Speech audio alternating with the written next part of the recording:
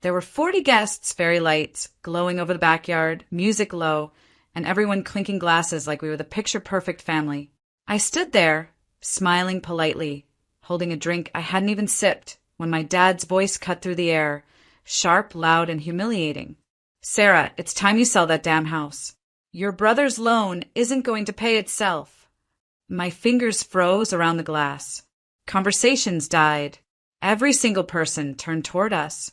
I laughed nervously, thinking maybe, just maybe, he'd laugh too and say it was a joke. But no, his eyes were dead serious. I looked at my mom. She didn't even flinch, just stood there like she agreed with him, like it was the most normal thing in the world to tell your daughter to throw away the one thing she'd built with her own blood and sweat, just to save her brother. I didn't say a word. Not yet. But inside me, something snapped. They thought I'd stay quiet like I always had, that I'd nod and swallow it, just like the hundreds of times before when they made me feel like I was less than their golden boy. But this time, I was done playing the obedient daughter. I glanced at my brother, Ryan, standing there in his branded shirt and fake Rolex, acting like he belonged on a magazine cover. Well, the truth was he couldn't pay his car loan, let alone his mounting debt. He didn't even look ashamed. He just smirked like he knew I'd cave, and maybe I would have years ago, back when I still craved their approval, back when I thought family meant sacrifice and silence.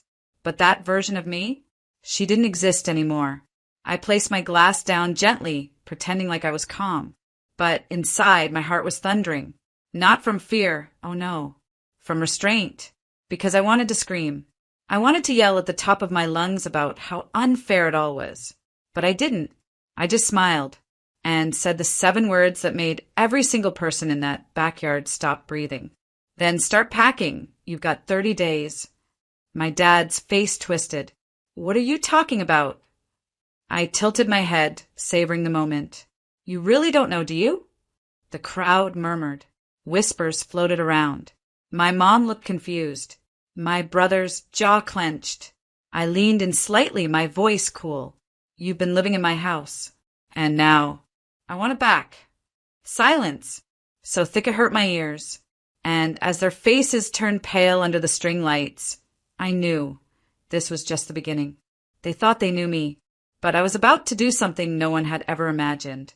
People always assumed I had it easy, that because I was quiet, polite, and never caused a scene, I must have been the favorite child. They were wrong. From the very beginning, it was Ryan. Ryan with the big brown eyes and that fake charm he wore like a designer suit. My parents acted like he was born to be great. Every time he failed, they blamed the world. Every time I succeeded, they acted like it was luck. I got straight A's. They nodded. "Ryan passed with a C-? Let's celebrate. He worked so hard." By the time I was 15, I'd figured it out. The rules in our house didn't apply equally. I cooked dinner while Ryan played video games. I studied for scholarships while they paid for his tuition again and again because he kept dropping out of every college he enrolled in. And I never said a word.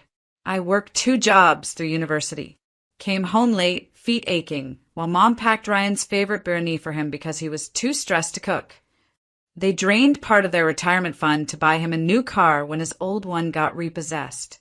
When I asked for a small loan to help cover a down payment for a studio apartment, Dad looked at me like I was asking him to sell a kidney. "You're independent, Sara," he said. "You've always figured it out. We don't worry about you." That line stuck with me. "We don't worry about you." It sounded like a compliment until I realized it was code for you're on your own. Even when I landed a full-time job right after graduation, I came home to find Ryan in the living room, jobless again, telling our parents about his new startup idea. And once again, they clapped like proud seals. That startup failed within 6 months. And guess who paid his credit card bills again? Not me, but they expected me to. Quietly, like always. I remember one night, rain pouring outside. I came home soaked after staying late at the office. My shoes squelched with every step. I walked into the kitchen and Mom said, "Don't drip everywhere. Ryan's asleep, don't wake him." That was the moment I stopped trying to belong. I started planning my own life, inch by inch. Saved every bonus. Lived below my means. Stopped sharing my milestones because they weren't celebrated anyway. Eventually, I bought my own house. My dream house. No cosigners. No handouts. Just me. And the moment I shared the news, Dad asked if I'd put it in the family trust. Mom asked if Ryan could maybe move into the guest room, just for a few months. That's when I knew. To them, I was the backup plan. The emotional punching bag. The golden daughter turned scapegoat. But I wasn't going to be silent anymore. They'd built their world on the assumption I'd always be the one to sacrifice. Now, I was going to show them what happened when the quiet one stops playing nice. It wasn't just a house. It was mine. Every brick, every polished floorboard. Every key on that ring represented years of hustling, of swallowing my pride, of hearing no and still pushing forward. I didn't have a fairy godmother, no rich uncle, no secret inheritance. Just a spreadsheet, sheer willpower, and a silent promise to myself. One day, I'll walk into a place that no one can take from me. And I did. The day I got the keys, I cried alone in the empty living room. No champagne, no cheering family, just me and the walls that now held space for my freedom. But freedom in my family came with strings. When I first mentioned the house, my mom's first words weren't, "I'm proud of you." They were, "Wow, so far from the city? Are you sure it's safe there alone?" Translation: why didn't you let us control this too? A week later, Ryan stopped by with my dad. He walked through the house like he was doing me a favor, pointing out things like, "This kitchen's nice. You could totally Airbnb the basement and help with our situation." Our situation, what he meant was his mess. His fourth failed business. The luxury SUV he couldn't pay off. The personal loan that was now threatening to tank his credit score. Then came the bombshell.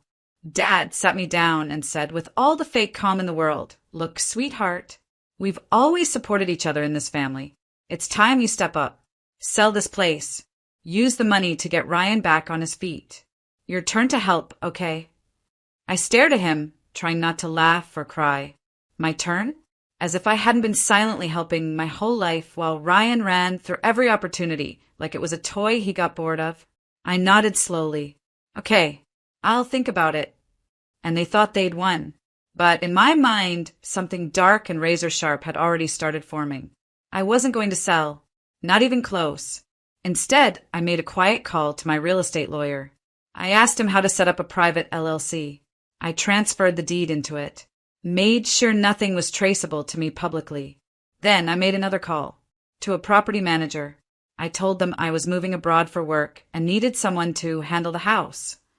In truth, I was moving just 15 minutes away into a small rental nearby so I could watch everything unfold. 3 weeks later, I handed over the keys. To my parents. "I'm going to lease the place for a while," I told them. "You guys can stay here rent-free for now. Just help me keep it in shape." Their eyes lit up like they'd won the lottery. I smiled, because they had no idea. The clock had already started ticking. The day I moved out of my own house, no one saw it coming. I packed my things in silence. No drama, no teary goodbyes, just one suitcase, a laptop bag, and a calm that felt foreign after years of swallowing rage. I left behind the custom furniture, the plush rugs, even the artwork I had saved for months to buy. It wasn't giving up, it was bait. My parents had moved in 2 days prior. They were still getting comfortable, already complaining about the water pressure and saying the lighting wasn't warm enough. Dad had dragged Ryan's old gaming chair into the living room like it belonged in a museum. Meanwhile, I slipped away into a simple rental. At least that's what I let them believe. It was a modest house in a quiet neighborhood with a small garden out front. Clean, unfussy, peaceful. But here's the twist. I own this one too. Bought it under a different LLC. Different address on the paperwork. Different name on the mailbox. It was all legal. Invisible. My second home was mine, hidden in plain sight. I even had fake lease papers made just in case they snooped. The next week, I invited Mom for tea, hoping to drive the nail in further. She looked around the humble place and barely concealed her smirk. "Bit of a downgrade, isn't it?" she said, sipping her chai with that sweet-coated venom only mothers can perfect. "But at least you're learning to live within your limits." I smiled. "Yeah, I'm trying." Dad came by later that week, brought me leftovers like I was a charity case. Hard to see you here. After that beautiful house, he said with a sigh. But at least you're not paying a mortgage anymore. I wanted to scream, but I didn't. I let them believe it all. That I was broke. That I'd sold the house for Ryan. That I had once again played the dutiful daughter who gave up her dreams for her family. And that's what stung them the most. They thought I had nothing left. Ryan came over one day, tossed his car keys on my table, like I was still the family help. You know, he said, I might need some help with the insurance on my BMW. Things are tight. I nodded like a broken doll. Of course. Then I turned off my phone for the rest of the day. The truth was, every visit, every smug smile from them was feeding the fire I had been building. Not out of hate, but clarity. They needed to believe I was down and out, because when the curtain dropped, I wanted the gas to hit their lungs like ice water. This wasn't just a plan. This was a performance. And the best scenes were yet to come. The backyard was lit with fairy lights, laughter, and the kind of smug joy that made my stomach churn. It was Ryan's lone celebration party. Yes, that's what they called it. Apparently, my parents had miraculously managed to get his debts paid off, and tonight was a toast to his fresh start. They acted like they'd saved the world. Not a single soul knew they were living in the house they thought I had sacrificed. Not one person knew the truth. I stayed quiet all evening. Polite smile, quiet laughter, one glass of sparkling water in my hand that I nursed for hours. My parents, however, were basking in attention, their voices rising with every compliment thrown at their golden son. She gave up everything for her brother, Mom told Aunt Nazreen loudly enough for the neighbors to hear. Sold her dream house. We raised such a selfless girl. She always puts the family first, Dad added with a smirk in my direction, like I was some obedient servant getting a participation trophy. And then it happened, right in the middle of the backyard, as Ryan was giving some half-drunk speech about redemption and second chances. My dad clinked his glass for attention. I just want to take a moment to acknowledge my daughter, he said, motioning toward me like I was a dog. She made the ultimate sacrifice. Sold her house, her dream, for her brother's future. Everyone clapped. 40 people, applauding a lie. Then he said it, the line that snapped something deep inside me. She did it without question. And honestly, if we ever need her to step up again, I know she will. That's what family does. Laughter. Nods. More clinking glasses. I stood up slowly. My hands didn't shake. My voice didn't crack. I'd rehearsed this moment 1,000 times in my head. You're right, Dad. That is what family does. I looked around at the crowd. But what family doesn't do is lie, manipulate, and mooch off the only child who ever stood on her own 2 feet. The backyard fell silent. I took a breath, then turned toward my parents. You never paid off Ryan's loan. I did, but not by selling my house. My mother blinked like I'd slapped her. I didn't sell it, I said louder now. I still own that house, and the one I live in now. I own that too, both under separate LLCs. Both in my name. I'm not broke. I never was. My father's jaw clenched. What are you saying? I'm saying, I stepped forward, that the house you're living in, the one you think I gave up, you're tenants. And as your landlord, I'm giving you 30 days' notice to vacate. The color drained from their faces. Someone gasped. I looked at the stunned crowd and smiled. I've played the humble daughter long enough. It's time I lived like the woman I actually am. Then I sat down, sipped my sparkling water, and let the silence thunder louder than applause ever could. The days after the backyard party were like walking through a battlefield, except I was the only one still standing. My phone blew up the next morning. Missed calls from Mom. Voicemails from Dad. Even Ryan had the audacity to text me, calling me dramatic for exposing the truth in front of everyone. He said I should have kept it in the family. As if keeping it in the family hadn't already burned me to the bone. But I stayed silent. Let them sit in the discomfort. A week later, a formal notice was delivered to the house, my house, by my lawyer. It was a clean, polite, legally worded eviction. 30 days to vacate, effective immediately. No threats. No nastiness. Just business. Mom called instantly. This time she didn't yell. She begged. Sara, sweetheart, please. Where will we go? How could you do this to your own parents? I didn't flinch. The same way you guilt me into giving up everything, I replied, calm as glass. That house was my reward for a decade of sacrifice. You treated it like a pawn. I'm just taking back what was always mine. Dad didn't call. He sent an email. One line. You've embarrassed this family. I didn't reply to that either. I didn't need to.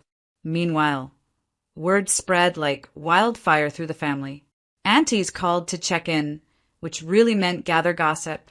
Cousins who hadn't messaged me in years suddenly popped up with "You go, girl" texts. Some admired me. Some judged me. None of it mattered. The best part?